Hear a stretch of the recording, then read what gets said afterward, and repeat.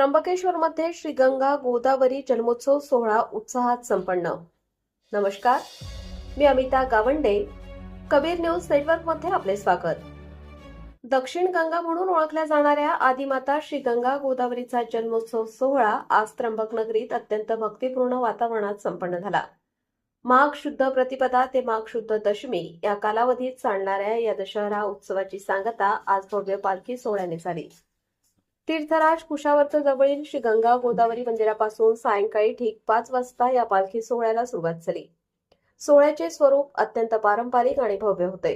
सर्वात पुढे डौलाने चालणारे धर्मध्वजाधारक, चांदीच्या छड्या घेतलेले छडीधारक आणि त्यामागे स्वरांचा गजर करणारे बँड पथक।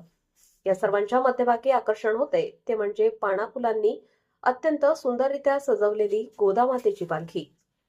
या पालखीच्या मागे असंख्य ब्रह्मवृंद आणि त्र्यंबकचे नागरिक मोठ्या संख्येने सहभागी झाले होते।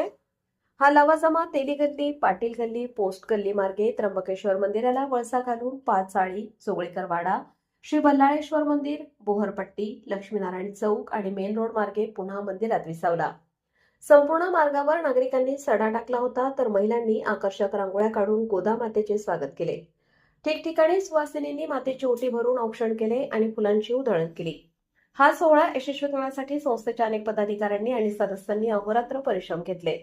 यात प्रामुख्याने पदाधिकारी बाळासाहेब दीक्षित, रवींद्र चांदवडकर, गणेश भुजंग, मोहन लोहगावकर, निलेश जोशी, कार्यकारिणी सदस्य विश्वनाथ वाडेकर, संजय दीक्षित, लक्ष्मीकांत थेटे, विजय शिखरे, अनंत थेटे, सुनील शुक्ल, सुनील देवकुटे, उदय दीक्षित, रत्नाकर जोशी, राजेश दीक्षित, लोकेश अकोलकर, ललित लोहगावकर, मंगेश दिघे, ऋषिकेश देवकुटे, ग्रामाचार्य विराज मुळे, ग्रामदीक्षित सौरभ दीक्षित, लिपिक शैलेंद्र जोशी, उत्सव समिती सदस्य संतोष ढेरगे, मनोज ढेरगे, विनय ढेरगे, पराग मुळे, प्रसन्ना जोशी, कृपेश भट, सुयोग शिखरे, सचिन दिघे, सौरभ दीक्षित, जयदीप शिखरे, अक्षय लाखलगावकर, अजिंक्य शुक्ल, अशोक लोहगावकर या सर्वांच्या विशेष परिश्रमामुळे हा जन्मोत्सव सोहळा उत्साहात पार पडला।